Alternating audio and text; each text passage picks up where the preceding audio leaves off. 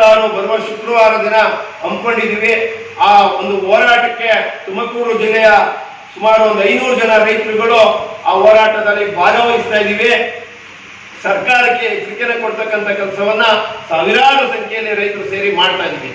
ಇದ್ರ ಜೊತೆಗೆ ಏನು ಈಗ ಮುಖ್ಯಮಂತ್ರಿಗಳಾಗಿ ಪ್ರಮಾಣ ವಚನವನ್ನ ಸ್ವೀಕಾರ ಮಾಡ್ತಕ್ಕಂಥ ಮಾನ್ಯ ಡಿ.ಕೆ. ಶಿವಕುಮಾರ್ ಒಂದು ನಾವು ಮಾತನ್ನ ಜ್ಞಾಪಿಸಬೇಕಾಗ್ತದೆ. ಕರ್ನಾಟಕ ರಾಜ್ಯ ರೈತ ಸಂಘ ನಾವು ಕೇಂದ್ರ ಸರ್ಕಾರದ ವಿರುದ್ಧ ಹೋರಾಟ ಮಾಡ್ತಕ್ಕಂಥ ಸಂದರ್ಭದಲ್ಲಿ ನಮ್ಮ ಜೊತೆಗೆ ಬಂದು ಕುಂತ್ರಿ ಹೋರಾಟಕ್ಕೆ. ಕೃಷಿ ಕಾಯ್ದೆಗಳನ್ನ ನಾವು ತೆಗಿತೀವಿ, ನಾವು ನಿಮ್ ಜೊತೆಗಿದ್ದೀವಿ.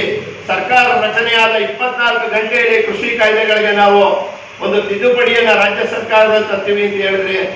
ಆದ್ರೆ ನಿಮ್ಗೆ 3 ವರ್ಷ ಆದ್ರೂ ಕೂಡ ಜ್ಞಾಪಕ ಇಲ್ಲದಂತೆ ಜಾಣ ಕುರುಡುತನವನ್ನ ಮಾಡ್ತಾ ಇದ್ದೀರಿ. ತುರ್ತಾಗಿ ಏನು ಕೇಂದ್ರ ಸರ್ಕಾರ ತಂದಂತ ಕೃಷಿ ಕಾಯ್ದೆಗಳಿಗೆ ನೀವು ಇಲ್ಲಾಲೆ ಇಂಪ್ಲಿಮೆಂಟ್ ಮಾಡಿದ್ರಿ, ಅದನ್ನ ರದ್ದು ಮಾಡಿಸ್ಬೇಕು, ತುರ್ತಾಗಿ ಅದನ್ನ ಮಾಡಬೇಕು ಅಂತೇಳಿ ಸರ್ಕಾರದ ಪ್ರಣಾಳಿಕೆಯಲ್ಲಿ ಇಟ್ಕೊಂಡಿದ್ವಿ. ರೈತರು ಓಟ್ ಹಾಕಿದ್ರೆ ನಾವು ಈ ಕೃಷಿ ಕಾಯ್ದೆಗಳನ್ನ ತಡೆ ಹಿಡಿತೀವಿ, ರದ್ದು ಮಾಡ್ತೀವಿ ಅಂತ. ಆದ್ರೆ ನೀವು ಇಲ್ಲಿವರೆಗೂ 3 ವರ್ಷ ಆದ್ರೂ ಕೂಡ ಮಾಡಿಲ್ಲ.